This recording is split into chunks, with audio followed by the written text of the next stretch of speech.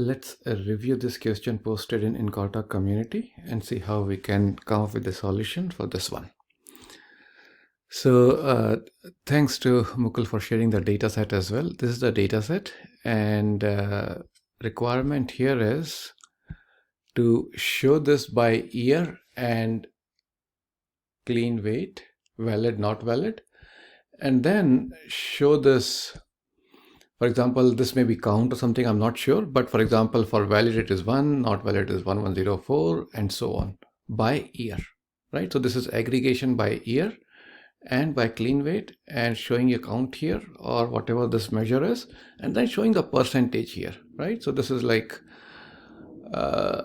this one is 1, so 100%, but other one is not valid, 1100 and 526, so it's showing you the percent here, 6732. Total of these two is 100%, right? In aggregate table, you can easily calculate it using LOD function, that level-based function that we ship with Encarta. And then you can also do the chart as well. So question that Mukul is asking is, I want to be able to achieve this requirement. He can do that in aggregated table, but how do this using trend chart on year with percentage, right? So let's see how you can do this using a chart, trend chart or bar chart, column chart, where you have year, show it by year, trending it by year, and then for these two values, valid, not valid, show the percentage. So let's see how you can do that. So I have used the same data set, just copy pasted it and created Excel file and then uploaded that to Encarta. And I added some more data set for other years as well, so that we can see the trending by year. Let me save this. So this is just a raw data, and we'll work on top of this data. So let's go ahead, and again, all of this data is in one table. So what we are going to do is by year, we'll extract year from this date. By year and clean weight, we'll show count of invoice ID here, because I'm not sure what measure he was using, but it should be something similar. Now let's go ahead. First, I always start with aggregated table to review my data set before I do anything else. So let's go ahead, because this date doesn't have a, we can extract year out of date using formula column, or we can just drag and drop it here and use date part and then extract year from it. I could have used formula year date as well. And if you have used data set, I'll recommend to use date dimension and use year from there for better performance. For smaller data set, you can use this date part, no issues at all. And let's bring in clear weight as well here. And then I'm going to do this measure, which is count of invoice ID, right? So they're showing you count. Now I can bring in formula here and do the percentage for this one. This is like 6 and 9. How much percent of total this 6 is from 9 plus 6 and so on. So for this, I can use an LOD function. So let me show you this LOD function here. I just pasted it here in spite of typing it.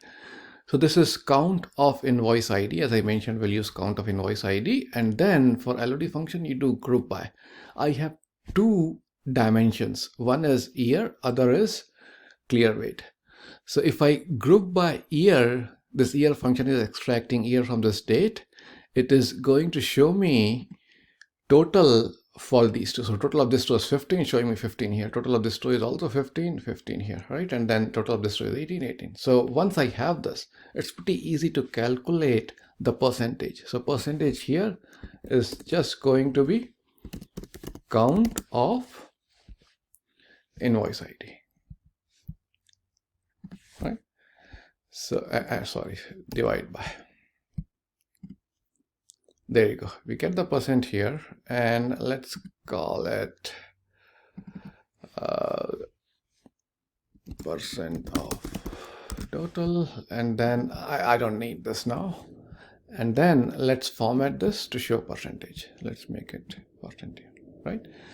So I have this aggregated table now, and now question that Mukul was asking was, how do I show it as trending? Let's make a duplicate of this, and then this one, let's convert this into a chart. I can let's use a line chart here, and for coloring dimension, I need to use this, right? So I can do this, and then let's show values as well, and let's click on save. There you go. So now this is showing you valid, not valid. It's showing you percentage for that. I hope that's what you are asking. And this is how you do this. Total of these two should be 100. So this is total of these two is 100, right? You can see that right here. And there are so many different ways you can show this data, right? So for example, I can use column chart or bar chart as well. I can also use this chart as well, which is percent column, right? Let's see what it does. There you go, showing you total 100 and then 60, 40, 70, 326 and so on. So again, various way you can show this. I hope this is what Mukul was asking and this helps. Thank you.